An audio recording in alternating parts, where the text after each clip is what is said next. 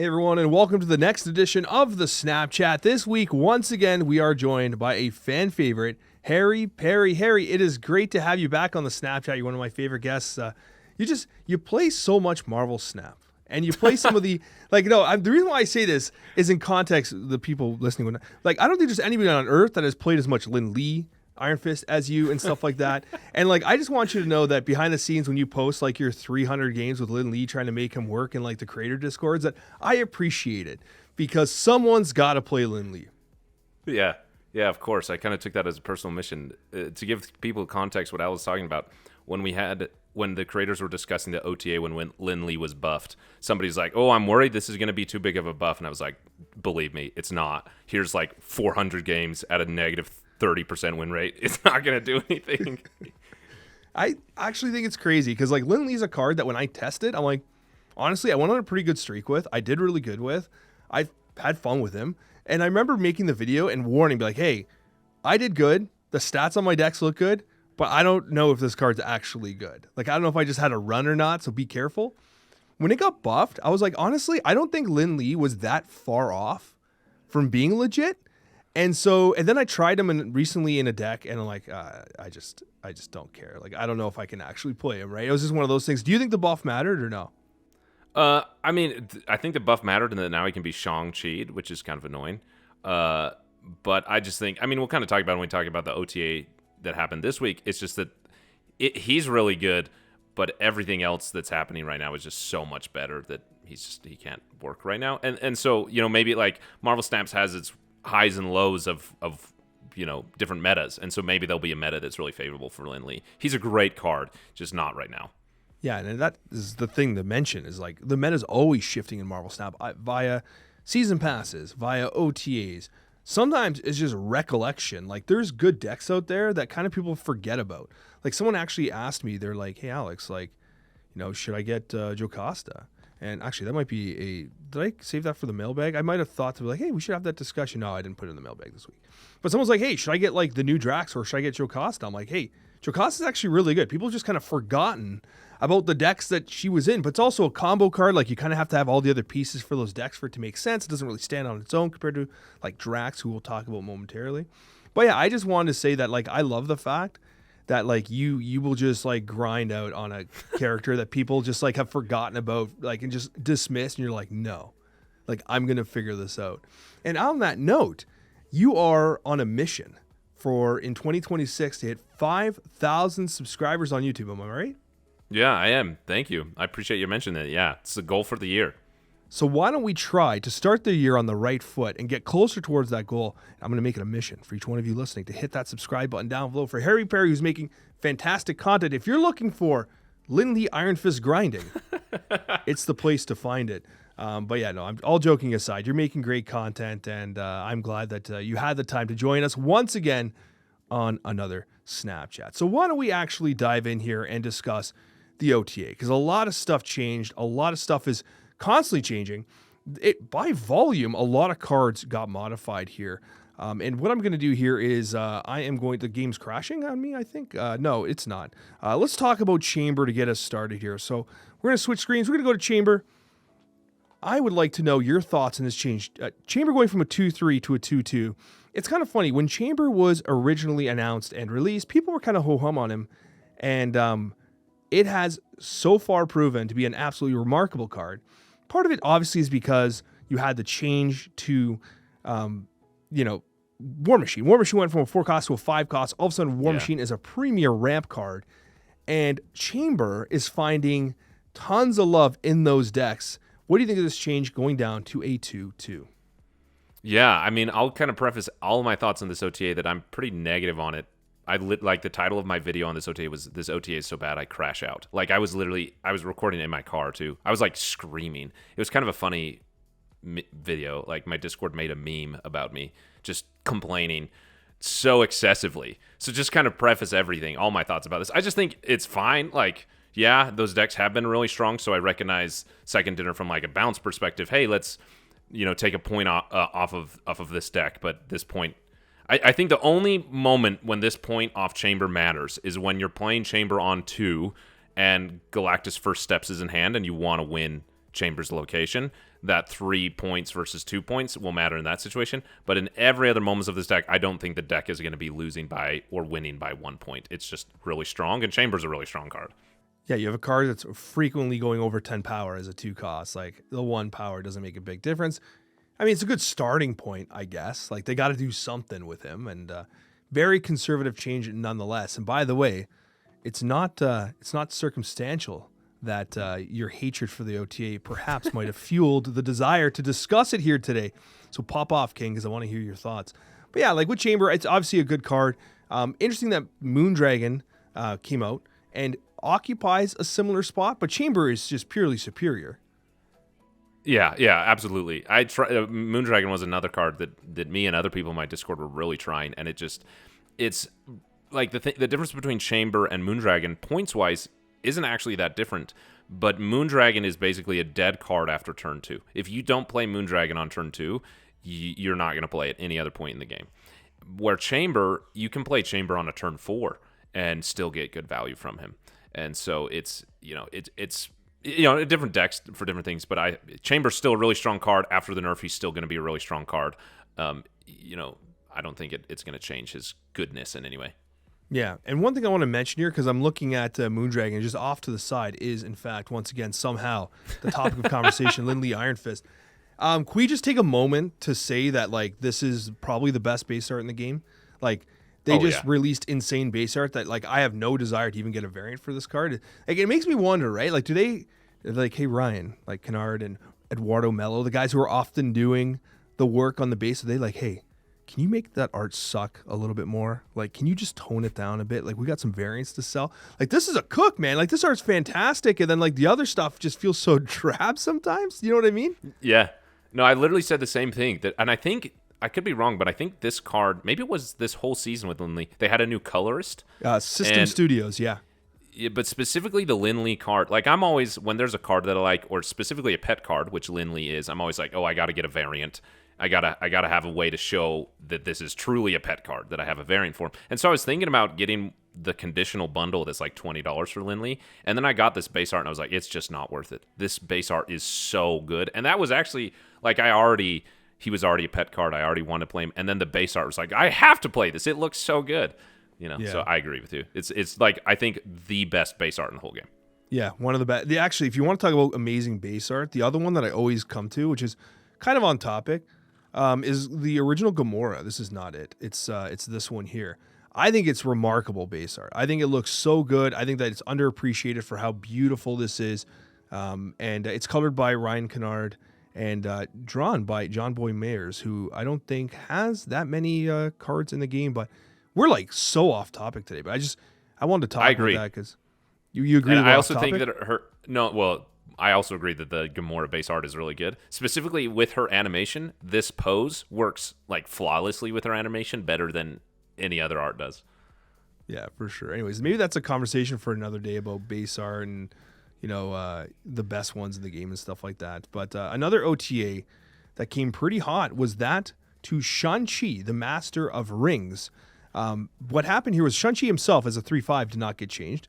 Going over 3/5 is hard. Like, we have Luna Snow, who I think is incredible at 3/6. I think it's still overstated, not in a bad way. I know people got mad at me for saying that last time. Like, Alex, do not will nerfs to Luna Snow. I'm not trying to get Luna Snow nerfed, okay? I have a God split on that card. I do not want that card getting nerfed. I play it way too often.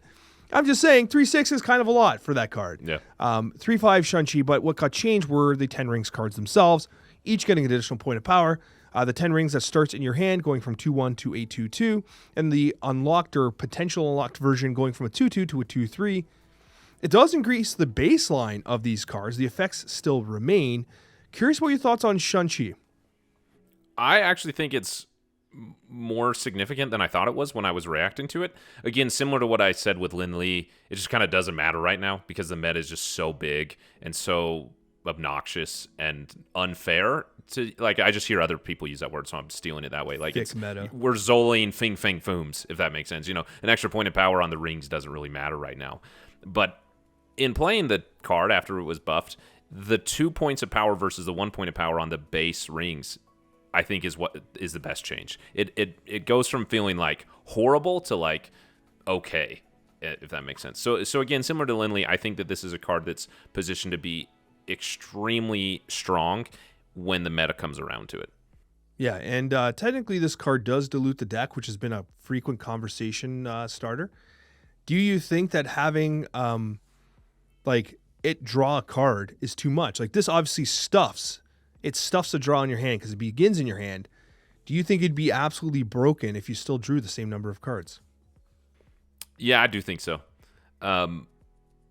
Like it's similar to what they said in the OTA notes. Like this is a guaranteed 2-drop in your deck. Like you're always able to play it on 2 or whatever. Like there's some what is it called? Card advantage? Is that the right word? With that like you have something to do that your opponent does not, and you're guaranteed to have it every single game. And also card draw is really big. Like I imagine that if he drew a card, people would just play him for the card draw. What I would think. Wiccan Shells would go absolutely insane. It'd be guaranteed. Like you never play another 2-drop again, basically. Yeah. So I think it would be too strong. Also because then you're even more likely to draw Shang Chi and get them to an end of turn. And when they do reach the end of turn, like you're usually pretty confidently winning that location. It's a pretty significant effect on a card. And so I think the statistical chances of it going down keeps the card in check, I guess. But also I say that, and on the other side of the math, I'm like, well, does it need to be in check? Is that the worst thing in the world if people are playing this in Wiccan and getting like an end of turn Shang-Chi? Like again, we're cheesing out crazy things. Like people are playing MODOK on Hela on turn 6. Is it really that bad if people play Shang-Chi of the Ten Rings? I don't know. But if they want to keep this card balanced, I think preventing the draw is good. Are you suggesting that Star-Lord may be an issue? Are you suggesting that doing nothing for 4 turns and then just playing this asshat, who I've barely played? I refuse to play him. I played him. I was like, you know what? No, I'm not. Like, I'm just not doing that. I'm playing everything else. Star-Lord has aged in a way where it's like, I think he's starting to really piss people off. And I think they're going to have to try to do something because you talk about interaction, right? Literally, you skip something just got power bombed above my head. I don't. Sometimes it comes through. I heard that. Yeah, you heard that. So like while I'm recording, especially during the day, the kids will like throw things into the floor. And thankfully, usually it happens when like you're talking. So in post, I just like silent my track so you don't hear anything. But while I'm like literally talking, and like someone throws like a toy against the floor, like I can't avoid that sound, unfortunately. But yeah, like love it. They've absolutely had to, in the past, try to correct the game because of the lack of interaction. And what you're seeing is Star-Lord literally going like skip 1, 2, 3, 4, 5 Star-Lord, and then MODOK Hela, which is wild. Like the game shouldn't be played like that, right? And that's why Stardust is literally a mainstay in a lot of different decks. And we are seeing ongoing decks running Stardust with tremendous win rates and tremendous cube rates because they're able to like just wipe the floor with those type of strategies. Yeah, I agree. And I'm trying to like not, because I had my video on the OTA where I literally crashed out and was like complaining like crazy, which is not my typical personality. I try to be optimistic and positive, but I was like yelling frustrations at the game. And so I'm trying to like take that back a bit and not have the entire conversation about the OTA exist around Star-Lord, but it's hard not to because like I've been playing other decks. I'm sick of playing Star-Lord and I'm sick of playing the counter to Star-Lord. Like I want to play what I want to play. And it's like I was completing my weekend missions for Star-Lord and I like felt guilty. My opponents were emoting against me and I'm like playing a really fair version of the deck. I don't have Zola in there. I don't have Hela, like I'm playing a pretty fair version of the deck, but I could tell that my opponents were annoyed just seeing the card. And so I don't know. It's hard to talk about anything that's happening in Marvel Snap right now. The OTA, new cards coming out, past cards coming out, because it's like, well, Star-Lord is just completely warping what's reasonable to do and what's worth doing because you do skip the whole game and then just dump crazy power on the board. And so it makes everything else so much harder to do. So I agree that something's got to happen because all of these changes, like the entire OTA conversation could kind of be summed up as like, well, does it do anything to deal with Star-Lord? If not, right now it doesn't really matter. It could matter, and it maybe will matter in a future meta, but right now it just doesn't. I think that part of the issue, based on my understanding, is that the way the OTA schedule is set up, right? So you have basically 2 OTAs a month, right? Every 2 weeks or so. The first one comes so early after the season starts that they really don't have enough of a sample size of games and data to make balance-based decisions. And even in the case of something like an Outlier, I don't know. I'm not a game developer, obviously. I don't know if they have the opportunity to actually. I bet you they do. They might be able to do it. Like, I don't know how early they have to stage the change in the OTA. But it sounds to me like that first OTA is kind of a write-off for them, to the point where I wonder if they consider changing the schedule. If they push that OTA back one more week, will it give them a chance to fix the season pass card faster? Because now what we have to do is we always have to wait for the second OTA of the month to potentially touch the season pass card. I use that's some super tech god language there, touching cards. So we touch Star-Lord, right? And then now it's like a week before it goes free to play or whatever, the season changeover. And so people get a little pissed off. It kind of sat in the meta too long before it enters free to play territory. It gets nerfed. I wonder if the OTA schedule has to be adjusted to account for these season pass cards. I think it should. There's also a part of me that's like kind of being cynical and mean and be like, why don't they just release the season pass balanced?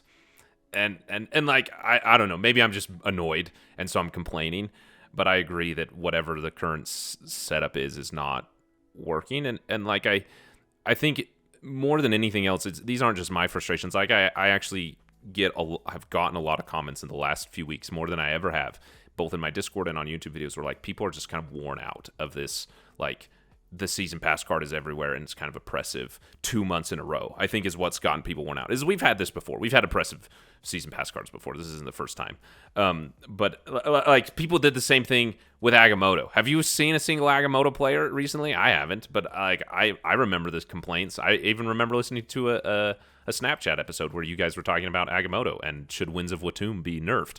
And so like this mindset of being annoyed with a season pass isn't new, but I think having 2 seasons in a row where it was like the new season pass card is everywhere, it's super oppressive, it creates a new way to play the game that's difficult to deal with, and people don't like it 2 seasons in a row, I think it's kind of just worn people out. And so I do agree that if their way to deal with that is to have the OTA push back a week so that they can make the season more fun faster for people, I think would be a good thing. That's also like, then the OTA is almost at like the halfway point of the season. If a season is 4 weeks long, instead of having it at the beginning, whatever. I think it would be good. Yeah, and I think one of the major challenges is like you mentioned a good thing. Like we've had multiple months now with the season pass card is a little heavy-handed. Now, I've always been of the thought that I would rather them. This is a frequent conversation, and there's always 2 sides to the discussion. That I personally would rather them lean on the spicy side of card releases. I'd rather card releases come out and shake things up a little bit as opposed to them doing absolutely nothing and just kind of being duds. And we say, yeah, this card's not going to be meta. Who cares, right? I'd rather them lead on the spicy side. I think the part of the problem with Star-Lord is when I was testing him and I was playing him in like high Evo shells and stuff like that, which were like, I think what their design space was. I think that like they knew this was a high Evo card. And in those types of decks, it's much more fair. And then what happens is you find these other combinations, is those lack of interaction games, where literally, as we joked about, it's a joke, but it's real life. You can skip 4 turns and then 5/6 Star-Lord MODOK Hela. And that sucks. That's a horrible play experience for the person on the other side. And yeah, you can say, oh, then you play Stardust and you have these options and there are tech, right? Like, yes, I understand that. But when you have uninteractive gameplay like that, it does wear people down, especially when, I mean, this is maybe unpopular to say, but the game's 3 years old and people that have been playing for a long time, right? Like you naturally start to wear down a little bit. Like it's just one of those things, right? Imagine eating toast every day for breakfast for 3 years, right? Eventually you're like, yo, I kind of just want to have a waffle, right? Like you just wear down. And so like adding friction to the play experience with like, well, this is just crap. With the way Star-Lord's being played, I think is part of the problem. I don't think it's as much as like he's OP as his play style sucks. The design of the card sucks. I'm not trying to take a shot at the game designers or anything like that, because God knows they've made my favorite game in history. I'm just saying that this like the design is the problem. It's like it's an uninteractive design that feels bad to play against, and that is the challenge. We have some release valves, and even those release valves feel awful to play against. Like, no one likes playing Stardust. Like, well, no one likes playing against Stardust. It's just like, it's like the lesser of 2 evils right now. Stardust is literally the champion we're championing. Like, it's crazy, right? I guess that's what I'm trying to say is that like, I think Star-Lord's lack of interaction is the issue, and it probably should have been at least attempted. I bet you they could have dropped his power in this OTA. I bet you they could have done that. No, I agree. Yeah, and I think what you're getting at is, it's really interesting. I've had like the weirdest experience with Marvel Snap probably like the last month. I've been trying to figure out what it is I'm even feeling about the game. Because I used to be with you that like I agree that cards should release spicier. Like if the direction is to lean overtuned or undertuned, I think it's better to release them overtuned than undertuned. Until like a few weeks ago, someone left a comment on one of my videos because I said that in a video, and they're like, "Well, I offer a counterpoint because in my videos a lot, like I will say specifically to my audience, I talk a lot about like mental health and dealing with the emotional weight that playing a game puts on us, particularly a game like Marvel Snap, and dealing with FOMO. Like that's been a huge topic of my content. And so this person really appropriately said, hey, like you talk about FOMO and overcoming FOMO and doing those things. You recognize that by releasing an overtuned card, particularly one that's paid, like creates the worst type of FOMO in the game. And so like now I'm like trying to reevaluate, like, oh, what do I think? Because that, like there's like a conflict of values there. But I agree that it's more so like the lack of interactively the Star-Lord that's frustrating. And what I shared with in another video that I made was that it's that my decisions as a player, like, so I'm not playing Star-Lord, I'm playing whatever I am, and my opponent's playing Star-Lord. My decisions in the game matter less now. Basically, the only decision that matters for me is, did I bring Stardust or Cosmo, and did I play them the right way with priority? And then if I did, then my decisions matter. If I don't have them in my deck or I don't draw them, basically all my decisions in the game mean nothing at this point because of Star-Lord. And so it's just like, you know, Fing Fang Foom, Man Spider, and now Star-Lord are kind of like three cards in a season in a row that all kind of reveal this feeling of like, my decisions as a player don't matter if my opponent is playing a certain way. And that is just kind of like a bummer experience, I think, for a lot of people. Not for everybody. I know that there's like, you know, there's different personalities of people that want to play. But for me and people who talk to me the way that they do, that's kind of the bummer, is exactly what you're getting at. The lack of interaction, which we're like way off topic of the OTA. I apologize. I distracted us. But it is just kind of a bummer that this entire card of Star-Lord and the way he's changed the interaction of the game is influencing every conversation. Well, yeah, it takes what should be a back and forth game experience and makes it a binary experience. With Man Spider, I either have Shang Chi or I don't. I mean, even Shadow King doesn't necessarily always do enough to those types of situations, right? With Star-Lord, you're right. I either have Stardust or I don't, or whatever, right? We don't have a card that caps power or energy on the opposing side. Like we don't have a reverse Human Torch Jim Hammond, which obviously would probably suck because it would be useless in every other game state except for a popping off Star-Lord. So like, I don't know if I have the answer. It just seems like Star-Lord itself was not the design that should have been. Like, this is not what we wanted. This is not what we needed. This was bad for the game. And regardless of whether or not the card is balanced, it creates a play pattern that sucks. And it's the problem that's always happened with Hela, and it's not just Hela. There's tons of ways to play this card, right? We're focusing on Hela because that's like the least interactive version imaginable. But there's many ways to play this card that just feels absolutely awful. But so anyways, we should probably move on. I will say, though, that like I'm the kind of person, Harry, where in every single game I play, like the two games I'm primarily playing right now, Marvel Snap and Riftbound are the two card games I play almost extensively. And in both games, I'll never play the meta stuff. I don't want to grind. If Star-Lord's the best deck in the game, or if Thanos is the best deck in the game, I'm not playing it. When Shuri was the best deck in the game, I wasn't playing it. The best decks in Riftbound, I'm cooking something else. I want to cook somewhere else.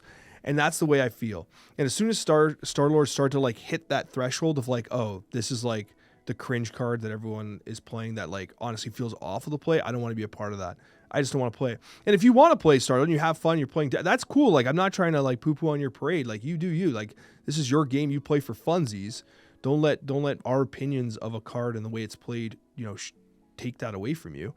But yeah, the reason why I won't play Star-Lord is because like it's just so uninteractive. And when I start a game, one of my favorite things, Harry, and I don't know if you have the same, but like when I get a fist bump from my opponent, like they recognize my name, they fist bump me, and what, I'm going to play Star-Lord against them? Yeah.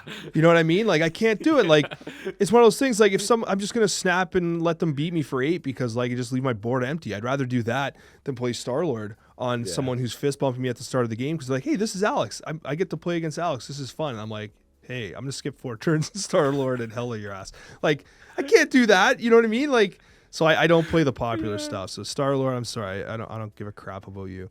But what I might give a crap about, and this does feed into a conversation about forgotten decks, all right? Changed was a man. If you've watched well, look at it. Whoa, that's not buggy at all. You guys, you can see that. Yeah, this? It's Morph. It's Morph. But apparently he's a big giant. There's no bugs in Marvel Snap. What are you talking about? Kingpin going from a 1-2 to a 1-3. Not the biggest change in the world. But what's funny about this is I even mentioned in my OTA video, I was slightly less upset about than you were. I said, like, there's actually a Kingpin deck. I looked it up. That was running like a 62% win rate, but it had like 150 games on it. It was like a Scream deck. And then this buff essentially brought it back into the radar. And now Scream made like my top 10 list. And I thought it was kind of cool. Oh, by the way, you can see the broken Morph like in the background here. You can kind of just see it awesome. just chilling behind. This is the Hawaiian Kingpin. So anyways, Harry, what do you think about this? Yeah, I think that this is one that like actually matters, if that makes sense. All the others, it's like, okay, +1 power, -1 power. Does that do anything? Probably not. But Kingpins and Scream decks and those types of decks, which in the right meta are actually a really great counter to combos because you're moving their cards around, you're preventing their ability to achieve their combo when their cards are in the wrong spot. They do care about every point of power. Like, those are the decks that are winning by 1 or 2 power. And so Kingpin getting up to 3, I think, actually is meaningful and significant. And like, good. I think as naturally, this is one thing that I did not praise at all in my OTA because I was too busy crashing out, that I think Second Dinner does really good, is that they'll take older cards and like increase their power. It's like the exact opposite of power creep, that, you know, power creep is only the new cards get more power, where what they're doing in these OTAs is like, we'll take older cards and give them more powers to deal with the natural consequences of releasing new cards. So I think that's cool that they do that, and this is one that I actually think matters. Yeah, absolutely. Now, we're taking so long the OTA, so we'll go a little quicker here. I just want to bring up a card here, and it's in relation to one of the other ones. Rip Jeff. Why, yeah. Alex, why are you showing Jeff? Jeff didn't get changed. No, he got nerfed because Jeff's a 2-3. But why would you play Jeff when you can play our boy Kurt? Honestly, yeah. Nightcrawler going from a 1-2 to a 1-3. Big buff for Cerebro 3, I guess. Kicking the pants for Cerebro 2 gamers out there. But, like, why play Jeff if you can play Nightcrawler? Kind of crazy change, but I don't disagree with it. Yeah. Right there with you. I don't disagree with it. Kind of crazy. If Jeff doesn't become like a 2-4 or 2-5 in the next OTA, I will be in shambles. 2-5 Jeff's crazy. That's psychotic. Yeah, that'd be nuts. Yeah, that 2-4 maximum, I think. But what happened to Jeff though? Jeff was most popular when your boy Sandman was absolutely crushing it, right? Sandman was all over the place, and then you were able to play Jeff in combination with other cards alongside Sandman, which made it valuable. And then obviously the other thing, Sandman, obviously super restrictive, not anymore. It was the Professor X, right? Professor X gameplay was awesome with Jeff too. They nerfed this card. So Jeff was good and then just kind of got everything taken away from it because all of its synergies were taken out behind the barn and clapped, right? So at the end of the day, what are you supposed to do? Nightcrawler, doing his thing. We're going to go to Infinity Ultron here. So I don't want to speed up, but at the same time, yeah, we're still talking about the OTA right now. Quick slowing you down. No, you're not slowing me down. This is why. Would you believe that people watch the Snapchat to listen to conversation about Marvel Snap, and we have been speaking about Marvel Snap, and that I think is a good thing. Infinity Ultron did get buffed though, but not Infinity Ultron himself. This is the second significant buff to Infinity Ultron. The change: you have 3 of the stones, the Infinity Stone, which is on reveal. Put a card from your hand here. It's a 2/4. Which is basically Dragon Lord, which honestly, Dragon Lord's 1 power more for 3 costs more, and Dragon Lord's good. So I'm just going to tell you, Infinity Stone's pretty good. And then you have the Time Stone's good. And then you have the Infinity Space Stone going from a 2/5 to a 2/6 on reveal. Move the lowest power enemy card here to the location of Infinity Ultron. And then finally, we actually had a text update to the Infinity Soul Stone. It remains a 2/3, but it now reads on reveal, for each of your full locations, give one of your cards there +3 power. It used to be +2 power. I think this is one of the more awkward stones to play, but anyways, that's just my opinion. What are your thoughts on the changes to Infinity Ultron? Yeah, I mean, it's good. He's a card that should be buffed. He's cool. People like him. He's a cool way to play the game. He's also a pet card of mine, so I'm always happy when he gets buffed. But it's similar thing. It's like, these things are just kind of awkward to achieve, particularly the Soul Stone. +3 power in a location, that's pretty significant for a 2-cost card, but the cost to your deck and to your entire game plan of filling up all your locations or filling up 2 of them and playing Infinity Ultron is heavy. And to meet that in a way that also allows you to win the game is challenging. Yeah, so basically you fill up everything, you drop this as a 2/9, and Chamber can just casually be like a 2/15 or whatever. So whatever, I wonder what the problem is there. But yeah, so this is a cool change. I actually really like Infinity Ultron's design. It was one of those cards that, like, when it came out, I was excited about, but I knew it was going to suck. I remember when we first previewed it with Cozy, we were like, yo, this card's cool, it looks cool. And then, like, when the month came, we're like, this might not be good. And remember, the stones used to be 3 cost, right? Oh, that was brutal. Yeah, now they're 2 cost, so they've made some significant changes to the stones. They're just still not quite there. But I do hope that this at least starts to nudge the Infinity Ultron into a different direction, because it's a card that's worth having in the game playable, because I think it's a fun, interactive card. Now, we got to talk about King Eitri and Thor in combination with each other. King Eitri going from a 1/2 to a 1/3. King Eitri, for those that are like, what is that card? Activate, draw a created card from your deck. Ironically, Harry, you talked about Agamotto, which was the last time that King Eitri was legitimately meta, because you were able to pull cards. Because the deck dilution of Agamotto was problematic. You maybe pull the temporal manipulation, draw through into the Agamotto, stuff like that. King Eitri wasn't bad there, actually playable. There was one other deck he was played in. I feel like I'm forgetting since then, but maybe you remember. And then, of course, in combination with that, we do have Thor, who needed to get changed eventually. It's kind of funny how some of the most iconic heroes in the game, Thor, Nightcrawler, I mean, there's so many examples, right? Jean Grey are some of the crappiest cards that no one plays, right? It's kind of sad how that works. But going from a 3/4 to a 3/5, not a big change, but still it's something. So what are your thoughts on the Asgard package getting a bit of a buff here? Yeah, I'm with you that it needs a little bit more love. But what I will say is that it's also not bad. Last season, it was like my saving grace deck with the Dragon season. I was playing a Pixie Thor Beta Ray Bill deck. And the key card that made it so good was Valkyrie, which was like fun. It was like a full Asgard package. You had Thor, Beta Ray Bill, Valkyrie, and Jane Foster. Like, it was cool. And it actually works pretty good, and I climbed to Infinite with it. Now in the meta, it's struggling a little bit more, but I think that this is good. Similar to what I said earlier, like slowly raising the viability of those decks is a good thing for the game. I actually don't think Thor's that bad. I just think that I don't know. I think this is one of the things that we'll talk about. I'll mention when we get to the Guardians. I think that outside of Beta Ray Bill Lover, who we all love.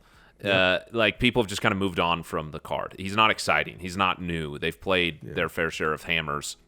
They've played their fair share of Beta Ray Bill. So I think it's just similar to what you said earlier. Like, people have been playing for 3 years now. So for them to, choose a specific card, there's got to be something to make them interested in it. I think that's a big potential that Snap hasn't used their OTA fours is like more so than changing the power. They can change the interest people have in a card, and adding 1 power to Thor is good, but I don't think it makes people more interested in the card. And one of the reasons why I want everyone to subscribe to Harry Perry is because I know what happened. You guys were listening to him talk about a Beta Ray Bill Valkyrie deck, and I know you're like, bro, I want to know what that deck is. Please tell me. No, don't say it, Harry Perry, because they got to go to your channel to find out. Okay. No, seriously, like, obviously you cooked there, which is awesome, and you're right. Beta Ray Bill, I think Beta Ray Bill is just simply superior to Thor. It's just that simple. Like, it's just a better card than Thor is. Like, yeah, you can do some cool stuff with Thor, but like everything that Thor does, your boy Beta Ray Bill does better with a 0/3 Stormbreaker, right? Yeah. So I'm with you on that. Now, you did mention the Guardians, which is important because later on we would talk about major victory, but your boy Groot, not that Groot, this Groot did get buffed from a what did it get? It was power got changed from a 3/3 to a 3/4. Yes, that's right, 3/3 to a 3/4. It's the second time Groot's been changed. You got an increase in power. I think most of the Guardians got an increase of power from the actual on reveal. If your opponent played a card here, +4 power. And obviously alongside that, you also have Mantis. Mantis getting an increase in power as well from a 1-2 to a 1-3. Now, I'm just going to throw this out there. The problem with Mantis is not her 1-3. It's that the text sucks. Like, this is horrible text. Like, what? Like, why? Why? Just why? Like, I don't understand. Like, not even giving me the highest power card they played there. Just give me, like, come on, bro. This text sucks. If you want Mantis to be actually, like, good, we need new text on Mantis. I agree. And, like, what's wrong with Mantis being cool?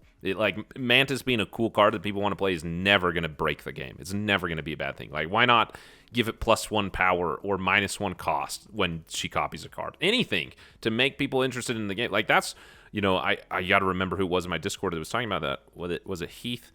I forget who it was, but he basically said that, like, or maybe it was Aurora Enjoyer, but he talked about Mantis, like, what's wrong with making Mantis a cool card to play, and giving her 3 power isn't making her cool. But if she does something to the card that she copies, maybe that will make people interested in playing the card. And is that going to be such a bad thing for the game? I don't think so. These were, like, in the video on my OTA, I keep mentioning, I apologize, but when I was, like, crashing out, the Groot and the Mantis change were, like, the two that sent me over the cliff. That, like, we have a cool card of Major Victory being released. How awesome would that be for Second Dinner to buff the Guardians the same week that Major Victory is released? The same day. And they did in the most, like, meaningless way possible. Like, cool, Groot and Mantis, the two Guardians that you want to play the absolute least, got a point of power. I'm still not interested in playing them. They're still bad. No, and I actually agree.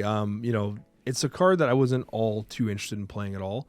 I did unlock it. I had a couple games. I tried a Victoria hand shell with him, and I was like, yeah, I don't know. There needs something else there. Like, I think he needs another line. We're kind of dipping into that review, so maybe do you want to just go into it right now? Should we just talk about Major Victory right now? We're done with the OTA. I think we're going to go Major Victory, then we'll do Drax, and then we'll go from there. Oh, look, that's you. You're not the one we're talking about right now. I'm sorry. Let's go to Major Victory, the 3/4 that reads, on reveal, add 2 members of the Guardians crew to your hand. Again, limited sample size of games on my part, but I'd be interested in hearing your thoughts. The 2 decks that I tried with Major Victory, I tried about 4 games with a Devil Dinosaur deck that I immediately gave up on. But then I did about 10 games with a Victoria hand deck, and I was like, I don't think this is the best way to play Victoria hand. And every time I pulled Mantis, I was kind of pissed off. Every single time I missed it, proc on Groot, I got a little pissed off. That being said, though, like, Groot at 4 power, like the 3/5 baseline for something like a Shang Chi, it's kind of interesting to think that 3/4 that has the potential to be a 3/8 like isn't good enough. You know what I mean? I don't know. There's something missing with this card. I've always felt that, like, maybe he needs to do, like, -1 cost to them, or because that's kind of what Quinjet does anyways, which I had in my Victoria hand deck, but it just didn't feel worth it. Curious about your thoughts. Yeah, I also tried him in a Victoria hand deck. He was the card that I do a season react video where I look at all the cards before they're released, and I always give one card a 6 out of 5. Like, this is the card I'm most excited for. The genius in me decided that the 6 out of 5 deserved to go to Major Victory. I don't know what I was thinking. Sipping a lot of grape juice before you recorded, I guess. Exactly. And like, the mindset behind it was like, I love Victoria hand, and I love, like, non-meta Victoria hand. I love random Victoria hand. I love Victoria hand with Agent 13 and Agent Coulson. Not necessarily like the Hood, Mirage, Moon Girl Victoria hand. So Major Victory will be a cool chance to play that deck again. And I played it, and I was like, oh, you know what? I would just rather play Agent Coulson than a Major Victory. Like, the Guardians are just that bad that even in a Victoria hand deck that's based on, I'm kind of playing suboptimal but fun cards, there's a better suboptimal but fun card. And the one that I did have success with, I played a Wiccan deck with Shang Chi. So it was like Quicksilver, the new Shang Chi to give you 2, a bunch of 3s, Wiccan, and then I have some on the top end, I don't remember. But it also had Jean Grey in it as, like, one of the 3s, and I was playing Major Victory in that. And he actually wasn't horrible in that. I do wish that I do agree, though, that there's just, like, missing something. I wish there was something like, his text also had, like, +1 power for each Guardian of the Galaxy in play or something like that. Like, something that made it, like, worth, because that'd be cool to have, like, a Guardians of the Galaxy deck. I don't know. Not a good card. Totally filler. Yeah. Most of the time when new cards come out, Like I do my due diligence. I play like quite a bit of them. This card I played like, you know, the 10, 15 games. It's like, bro, this card, like I just don't care. Like I just, oh man. Similar, actually, twice this season that happened. Magus was another card that immediately wasn't vibing with me. I was like, I just don't want to play this card. Like I just don't care. Like it's just not my card. It's not my thing. And Major Victory felt the same. With that being said, like on tap, like no one's playing it. It's less than % play rate, 41% win rate. Like no one cares. Like again, like this is also an issue of like just no one even tried the card really. Lack of interest. It's just not. It's not an enticing design. It's just simply not an enticing design. Especially when you consider last month, Dragon Lord was the card from the limited time game mode. Dragon Lord versus Major Victory. Not even close, man. It's not even close. No. Dragon Lord was such a cheek clapper, and Major Victory is just getting its cheeks clapped. Like I don't understand why anyone would want Major Victory over Dragon Lord in its current state. But that is just my opinion. Not sure if you agree. I agree. Spot on. Beautiful. All right. Word for word. Word for word. Let's talk about Drax, the avatar of life. The 3/4 that reads, end of turn. +3 power if your opponent played a card with greater power this turn. Move to that card if you'd be winning its location. Curious about your thoughts, Harry, because I think this card is good. I agree. Yeah, like surprisingly good. I was like this weird roller coaster of thinking it was going to be really good and thinking it was going to be bad, and kind of like, yeah, he's actually really good. Like he gets some pretty good power. And there's been like 1 or 2 games where the move to that location, if you could be winning, has actually hurt me. That he like goes to the location that I was didn't need him in, and he abandoned the location I needed him in, type of thing. But overall, he's just like a good card that is cool to play with. I'm excited to like experiment with more. I think the coolest thing about him is that his potential doesn't feel like it's been totally unlocked yet. Like I don't think we've found, if this is such a thing, the Drax Avatar of Life deck yet. I think we found decks that he's good in, but I think that there's still more room for him to be even better. Yeah, and I think that, I mean, part of that, I don't want to say I disagree with it. So I think he released at the right time. Because he's coming out when Ramp is relatively popular if you're not playing Star-Lord cringe. And Ramp, he feasts on Ramp. Like, think about it. You play him and they play Electro, he's already 3/7. Yeah. And then they play War Machine, he's already 3/10. Like, and then they play Galactus First Steps or whatever the hell they're playing. He just incrementally, boom, boom, boom. It's the perfect anti-War Machine card. It's the release valve for that Ramp deck. It just sucks because you're playing this and you're like, oh, look, they skipped 4 turns, played the conversation we've had every single time. It's the same conversation. Why are you skipping turn 4, not playing anything for 4 turns? Why are you doing that? I know what you're doing. Get out of here with that filth. But that's the problem with Drax, right? Like, I think he's a good card in a meta that feels awful to play in. And I like them. And I actually tried to cook, man. I tried to cook so much. I had this Silver Surfer, like, Zorn deck that honestly actually did pretty good. Like I was ripping with it. And like Human Torch was Zorn into Surfer and then like Topaz. It was so fun. It was so fun to play. And I was actually doing really well. I had great stats going into it. And I suspected, I'm like, when I put this video, I think that the win rates are going to go down and stuff because people are playing like, it's kind of a weird pet deck, right? But what ends up being the top deck for Drax Avatar of Life is a 62% win rate, 0.61 cube rate deck, featuring Aurora, which I did speak about in the decks of the week for those interested. Runs Stardust and everything. Drax is in there. And so, like, it's kind of cool to see that Drax is finding spots in a variety of different decks because that's an Aurora-based shell. It's also finding play in, like, unironically, like some other like movement-based shells, like Silky Smooth style shells, stuff like that. So I really like this card. And the thing I really like about him is he stands on his own 2 feet. Like he's just, if you happen to unlock Drax and you're a low collection level player, you can include this in a lot of your decks just as I don't know what else to put in there. I guess it's Drax Avatar of Life. Yeah, I agree. He's a really good card. I actually have to tell you that Zorn deck that you shared in your Drax video, I really enjoyed playing. Zorn is another pet card of mine. So like anytime someone shares a Zorn deck, I'll play it immediately. And I had a lot of fun playing it. The most success that I had with Drax was in a similar Aurora-based shell. But then there's someone else in my Discord who was playing like an Invisible Woman First Steps end of turn deck with Red Hulk, actually, to deal with people skipping turns.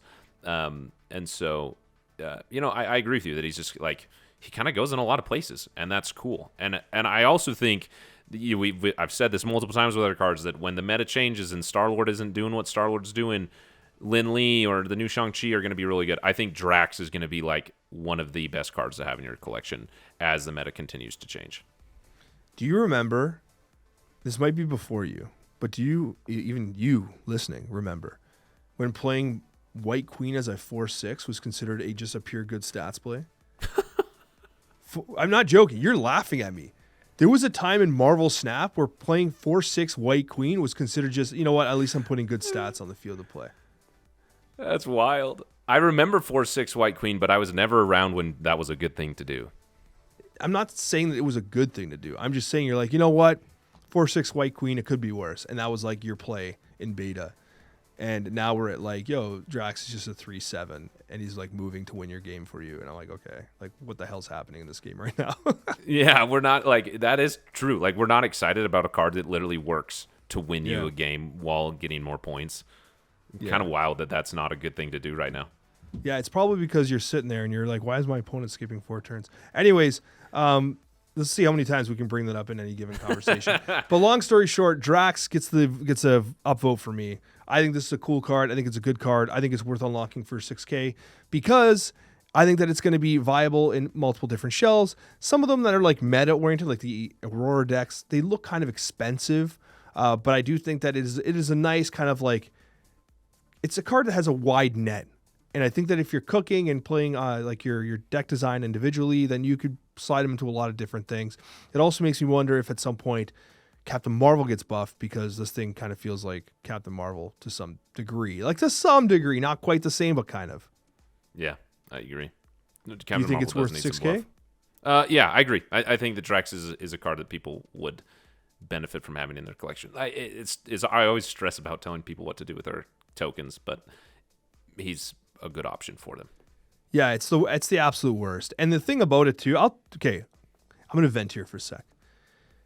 One of the worst, most stressful things about what we do is the preview videos for cards stress me out, because people want this like immediate, do I buy the card or not, Alex? The real answer is always no. Wait until you see how the card's shaping up in decks. Can you build the popular decks? Has it been meta relevant? The FOMO side of should I buy it on the first day is never beneficial. And yet the expectation is we have this binary 1 or 0 verdict on whether or not the card is worth getting on after 4 hours of testing it or whatever, which is never the correct choice. The correct choice is always waiting to see, like resisting the FOMO and making a more educated decision based off of like, well, what did Alex say? What did Harry Perry say? What did Bing say? Like what is the general consensus on the card across the board? How are the untapped base statistics that are, was it in Alex's top 10 decks of the week? Was it in, and are they talking about it positively on the Snapchat? Like, it's always better to get more context before spending your resources. Harry, I'm with you. It stresses me out when like people ask me for like, how do I spend my 6,000 tokens that I've been saving up for 4 months? Like, I don't want that pressure. Like, I don't want to tell you how to spend, you know what I mean? It's very hard. And then it just gets nerfed or something, right? And then you're like, I don't know, man. It's one of those parts of the job that really stresses me out as well. Yeah, I feel that. And if people want to help with this, a little plug for myself. Sadly, I don't have the video out yet for Drax because I had to go to the ER. But every Friday, I release a Dex and Data video because I felt like no one was concretely answering that question. Because I agree that like the answer is usually wait and see on the card. But then I never felt like someone was telling me what the final verdict was on the card. So I have a video that comes out every Friday called Dex and Data, which is like basically meant to be that like if you are waiting to see if the card is worth it, let's answer that question. So, there's not one for Drax, so that's a horrible plug. But next week there'll be one for Kraglin. Yeah, that's cool. And that's kind of what I hope that the Snapchat review section is kind of as well, right? Where you kind of look back and talk about it too. But you're absolutely right. It is beneficial always to resist that FOMO early on. Let's talk about the new card entering Marvel Snap. Not this asshat. Hold on. What? Come on, Alex. What a mess. You're supposed to be a pro. What are we doing here? Kraglin. We got Kraglin. It is a 3/3 that reads, on reveal, banish the top card of your deck. if it was 4 cost or higher, plus 2 energy next turn. Otherwise, give this 4 power, or plus 4 power, I should say. So I'm really hoping that you think this is a good card, because I would like to have that conversation. I don't think it's a good card. Oh man, I wanted to give this a 1-star rating, but I like reserve that for like the pre-buff martyrs of the world. I will go 2 because I think there's going to be places where like you could cope with this card, but I would be so shocked. And I'm hoping I'm wrong, because like I want to be wrong, because like I kind of want this to be cool, but I think that Kraglin probably sucks. I can't go higher than 2 stars here. And even then, I'm like, this is a very unenthusiastic 2 stars.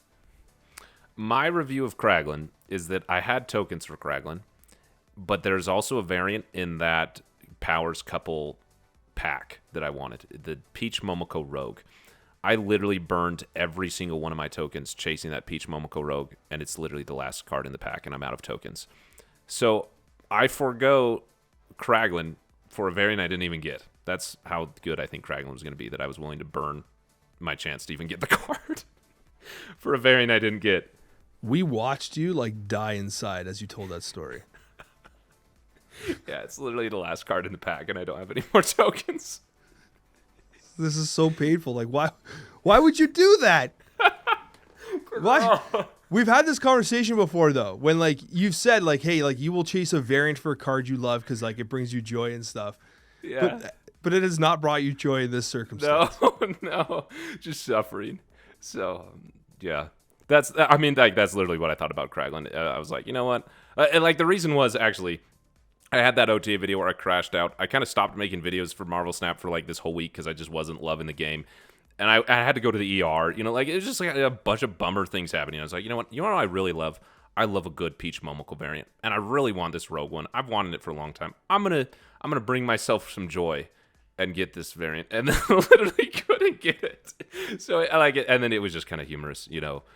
So that was just like a fun experience for myself. But like how that relates to Kraglin, it was like literally the decision was, do I save these tokens for Kraglin and make a video on Kraglin that, you know, will support my YouTube channel and all these things, or do I not? And the decision was literally like, Kraglin is a card that I literally have no interest in playing. Like, even though it probably would be a good thing to make a video about Kraglin for my YouTube channel, I just am like not interested in doing that. And truly the reason is because of you and Nina in the last Snapchat episode, or the 2 episodes ago, whatever it was, beginning of the season. Absolutely hilarious. If anyone wants a review of Kraglin, just go listen to Alex and Nina talk about Kraglin, because that was hilarious and very accurate. Yeah, I mean, Nina makes everything hilarious. I still have in my notes that she gave it a 0.9. She wanted to be lower than 1. I don't think it's that bad. I don't think it's 0.9. Like literally 1/4 Martyr that actively tries to lose you the game is not worse than Kraglin. Kraglin is better than that, right? Yeah. But not by much. But possibly. I mean, there's some cope. I mean, in my notes, literally I have might be one of the worst cards ever released. So I'm like, oh my gosh. Not just by performance, but okay, want me to read my notes exactly? Listen to my note. First note. I'm just going to read my notes exactly. Might be one of the worst cards ever released. Not just in performance, but in design. Card sucks.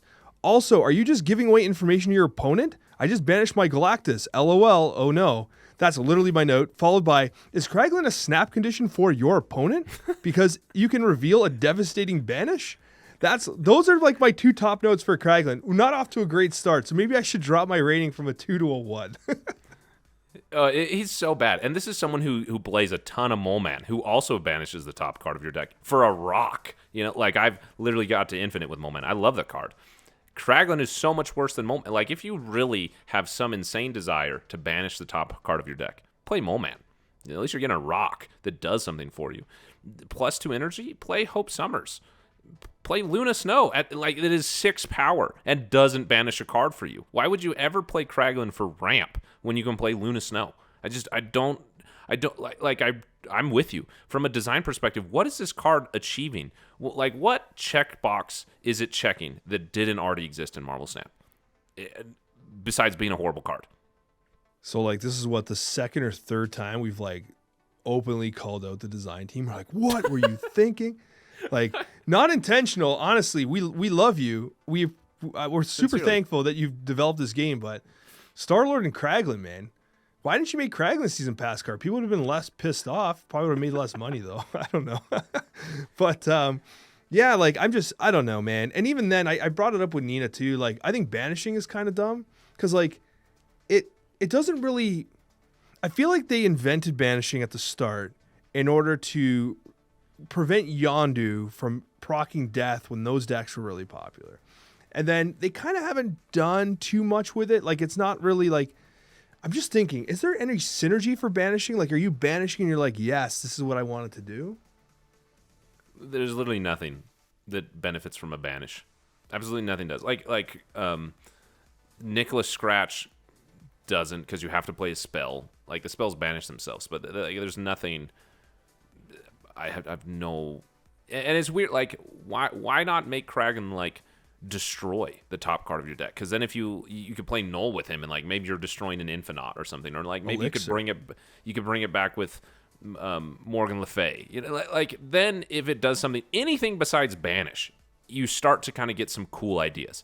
But the fact that it's banish is just like horrible. Yeah. I love this because you just brought. I was reading through my additional notes. I'm going to read it verbatim again.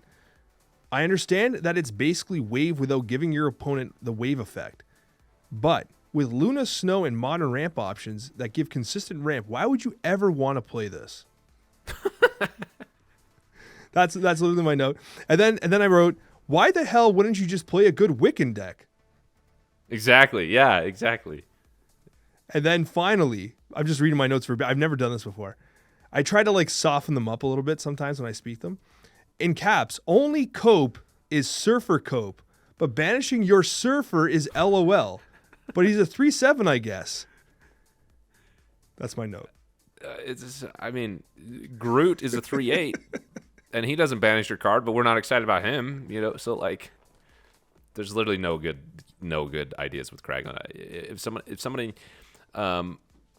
If somebody builds something with Kraglin, and somehow I get some tokens to purchase him, I'll give it a whirl. But I just don't think it's going to be worth doing.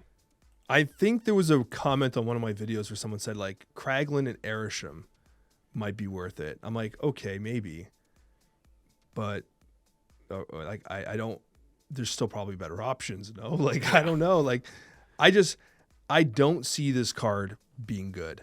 And if this is the card that breaks the meta, then fine, because we need something to change. Like it's fine. Yeah. If Kraglin breaks the meta, I'm not even mad about being wrong. I couldn't care less. But I'm telling you right now, so you said you're not going to make a video for Kraglin, which is probably the correct choice, because now, based on the roasting we've given it, I can guarantee that video that I released for Kraglin is going to get like almost no views now, because I was like, Alex, we know Alex thinks it sucks. I got to break Kraglin. That's the only choice. I have to break Kraglin. Get that prodigy brain out of yours and make it happen. Build the bullseye equivalent that you did, but with Kraglin. I don't know how you're going to do it, but I believe in you. Yeah, it's just, you know what? It's not as like legitimate when you're laughing while you tell me you believe me. It's like, yeah, I believe in you, bro. Go for it. Yeah. It's like, yeah, thanks, bro. I tried to cook with I've been trying to do that more. I'm just like, think outside the box, Alex. Think outside the box. Try to cook. That's what we're like the Zorn stuff came out with Drax, which I'm like, no one's gonna do this crap, but I'm gonna try and do that crap. But anyways, yeah. So Kraglin, he sucks balls. Let's talk about Grand Arena. Sorry, it's just what a transition. Like, only what's Alex wrong with Coccia me? could pull that off. Yeah, you've gotten me like a little silly today. The silly willies. I don't know. Something about, and also like. I feel so bad, man. Like when you were talking about, you're like, hey, I was in the hospital. I blew all my tokens. Like it was awful. Like you had like the worst week imaginable. And then like I was like, my gosh, it's like Harry Perry needs a dub, guys. We need to figure it out down in the comments. How can we give Harry Perry a dub? I appreciate that. Do we get to No, 5K subs tonight? Can we do that? That'd be cool, but just being here is a big enough dub. I sincerely appreciate it. Like that was like when you invited me back. It's just like everyone loves you in Marvel Snap. Like the amount of people who talk about you in my YouTube comments, in my Discord, like you don't even know that you're being talked about as much as you are. So like being with you is I'm not just saying this to Glaze you. Like I really mean it, and this is like the only chance I have to say it in a way that fits in the conversation. Like being with you is just a cool experience. That's a dub enough. So thank you. Oh, buddy, that's very, very nice of you.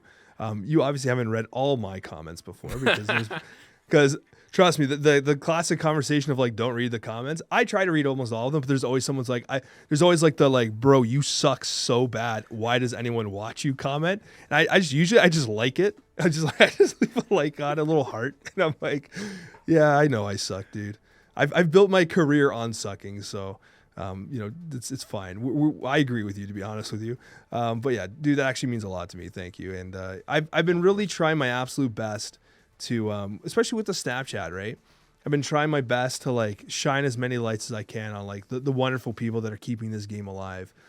Because again, who else is gonna play Lin Lee for 400 games? Like we need that grinder, right? And but no, the honest truth, man, is that it's. For the longest time, I've thought that you've been absolutely one of the best creators in the scene, and it's me just doing my part to shine that spotlight where it is rightfully deserved. So I'm glad you think that this is a cool experience, because for me, it's a great experience being able to have the opportunity to shine the spotlight on wonderful people like yourself. Well, I appreciate that, and I'll also take a moment to put on myself on a little soapbox and say, I hope people in the comments will take some time to appreciate Alex. I'm going to speak to the people watching now. Like, Alex goes through so much work to schedule with people. He had to schedule with me for multiple weeks. He's scheduling with people who live literally across the country and are like 12-hour delays. And then you get on a call and Discord isn't working and you got like audio problems. Like, dealing with that every week is exhausting. And Alex does it and then shows up with like the biggest grin on his face and talks about Marvel Snap in like the most positive way. And so like, and like, again, I'm not just saying this to you, Alex, to like glaze you, but you being who you are is a big reason that I even make content for Marvel Snap. So any moment I can to give you your flowers, I'm going to. So anyway, we'll stop the self-congratulating. But I sincerely hope that people. This is why I'm saying it. I watched one of your videos, and then I watched one of Regis's videos. I watched the Snapchat, and then I watched a Regis video, and I thought, wow, I can do that. I'm going to go make Marvel Snap videos. I did not realize how much work it is. It is a lot of work. And so I recognize that there are people like me who watch this and just like think that it's really easy. It's a lot of work. And so I want people to recognize the work that you put in, because you deserve to be appreciated for it. Thank you, dude. I've been glazed so much. I may as well get a sponsorship from Krispy Kreme at this point. Yeah, dude. Okay. Let's talk for a second about the Grand Arena, because I got a hot take. So Grand Arena, when they announced it, they were like, it's premades only, but also you can do a custom deck. And like the verbiage was kind of weird in the announcement. I was like, I don't know what's going on here. Or at least the version I saw, which was like the pre-created, like they kind of sometimes give us a little previews to like what's being announced. And like, I was like, that seems like it's contradictory. I want to go out on a limb here and say that I was kind of sad they didn't make any new heroes or anything like that.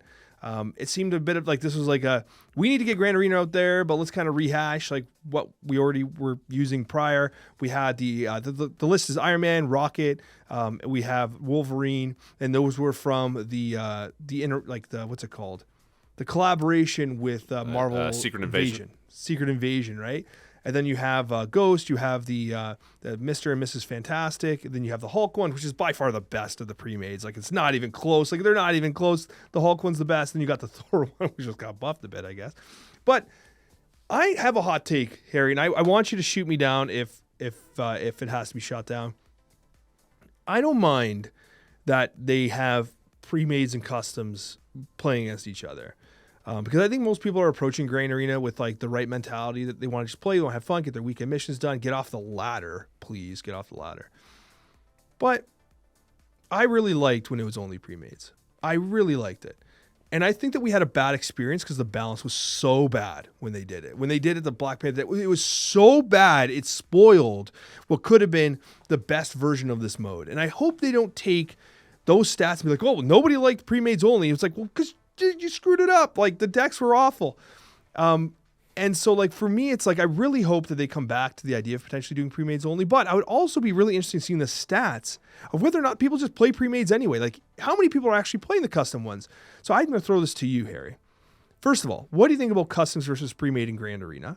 Secondly, do you wish that they would have incorporated new heroes into the mix? And third, do you think most people just play pre-mades anyway? Yeah, so I'll go reverse order so I don't forget. Do I think most people just playing Premades? I don't know. I see a weird combination of people, like, you know how they have the avatar that's specific to the Premade, and they have, like, the cards are customized and all match in the Premade. I actually get a lot of matchmaking against those people. So there's definitely people out there who are sticking with Premades only. But I think anytime you give people the option to choose something that allows them to, like, what's the word I'm searching for? Like, work their way through whatever they have to work through as fast as possible, they're going to do it. Like, you know, like, I think I don't want to, same as you, I don't want to, like, put somebody down who really enjoys skipping 4 turns, playing Star-Lord, and then MODOK and Hela on the same turn. Maybe people genuinely enjoy that. But I think I'm inclined to believe that the reason that most people play that is because they want to win. Winning's good. Winning is a good thing. We want to win. And we want to win because we want to reach infinite. Like, there's a huge pressure around this grind. And so, you know, the same thing as the Grind Arena. There's things to unlock. There's emotes to buy. There's variants you want to buy. And so as soon as you give people the chance to pick something that allows them to, like, speed up that process, they're going to pick it. So that is, I think that most people aren't building custom decks because they want to play something that's really fun and really unique. I think they're building custom decks because they want to win, and they want to win because they want to progress through their rewards. And so, to answer your question about Premades versus custom, the most fun I had in Grand Arena was when they had the Premades only, and after they did that balance, and they changed the Black Panther deck. That was so much fun in Grand Arena because they actually got the balance right. I agree with you. The balance was atrocious when it was the Black Panther simulator everywhere, which is the same reason. Like, people, if they can't build their own deck to speed up the process of unlocking the rewards, they're going to pick whatever deck allows them to speed up the process to get their own rewards. And so they went with the Black Panther one, and it made sense. Like, I'm not going to fault anyone for choosing what wins. That's like that. We're in a game to win. You know? So I don't know. I think that if they can get the balance right, having Premades is really good for a lot of reasons. Is like, one, it truly makes it a break from ladder. It is such an unfun experience when you're annoyed with ladder, you're annoyed with playing against Star-Lord, and then you go into Grand Arena and you play against Star-Lord Hulk decks. Like, great, I can't even escape it in Grand Arena, you know? And so making an escape from ladder, making it more viable for free to play or for newer collection people, and making it more of a, like, let me play decks that are a different experience than what I normally play. I think it's all a really good thing. And I talk about these things a lot. Like, Marvel Snap has ways of wearing us out. And if Grand Arena can be a mode that doesn't wear us out by incentivizing us to play differently and to play a little bit more casual and a little bit more relaxed, I think that that's a good thing. And so maybe if Second Dinner's watching this, which I assume they are, you know, maybe take some notes what you did from Team Clash, where, like, in addition to having Premades only or whatever, also, like, give me missions to play different champions so that it's not just Hulk over and over again or whatever the one that is people pick. So I don't know. That was kind of, I think I missed one. There was a second one. I don't remember what your question was. I don't remember any either. So I just can't get over how many times skipping 4 turns has come up in this podcast. It's like, it's great. We should have just skipped the first 40 minutes of this pod. We should just, yeah. You know what I mean? That would be dramatic. But anyways, we got a couple mailbag questions we got to talk about. The first comes from Sloth Guru. And I love this. It's not even a question. It's just a statement. The best part about the Nightcrawler buff is that Jeff is still Series 5. Oh, that's so bad. Wow. Yeah. I mean, I guess Jeff has it that, like, he can be played anywhere, not just move. But, yeah, Series 5, that's hilarious. Still Series 5. That's rough. Like, that is, it's almost inexcusable. Like, I believe we are now at the point where we have more Series 5 cards than Series 3, which is just mind-blowing. That's absurd. Next statement comes from Bird3713. I felt the need to read the numbers. Can't believe we get Dragon of the Moon and Moon Dragon in back-to-back seasons. Yeah, that has honestly been confusing to me. Yeah, I keep calling them the wrong thing. I think that they're, like, connected in lore. I don't know. I don't know the lore. But they don't work together, you know. So, like, if they are connected in lore, you know, that's another situation of Human Torch and Mr. Fantastic type thing. I read the House of X comic, and I saw like Omega Sentinels in it. I saw Elixir in it. I'm like, whoa! Like all these like sages in it. I was like, this is crazy. Look at all these people that I know. But yeah, Dragon of the Moon and Moon Dragon back to back is kind of crazy. And finally, from Call Me Caution, we're going to... Okay, Call Me Caution's calling out a very frequent statement from fellow content creators, including myself. And they said, if we think Alex's Cyclops and Nebula streak is crazy, and they're referring to how many times I talked about Cyclops and Nebula being a good combination, can we talk about the 1,000 streak of, quote, the season pass is the best value for your dollar, end quote.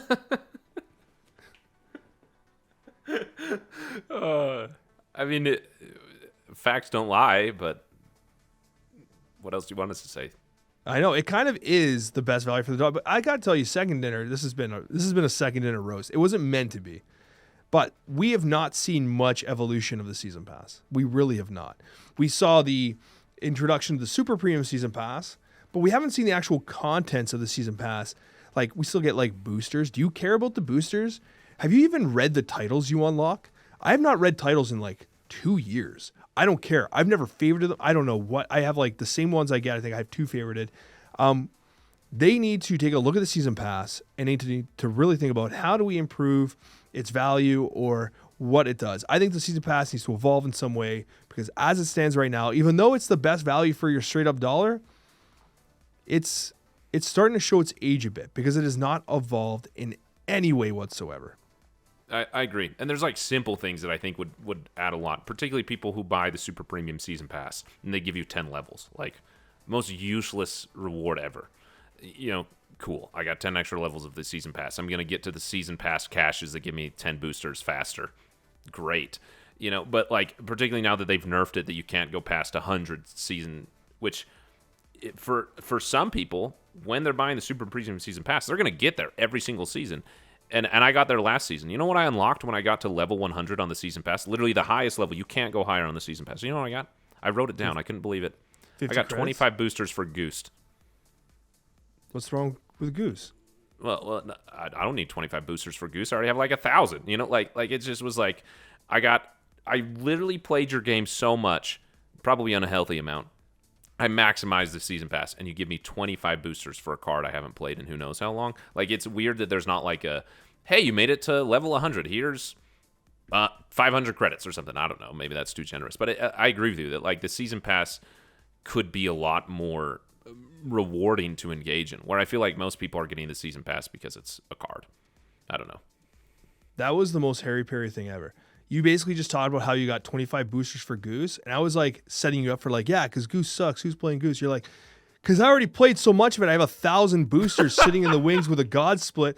I'm like, I don't need 25 boosters for Goose. You know what I mean? I have played so much Goose already.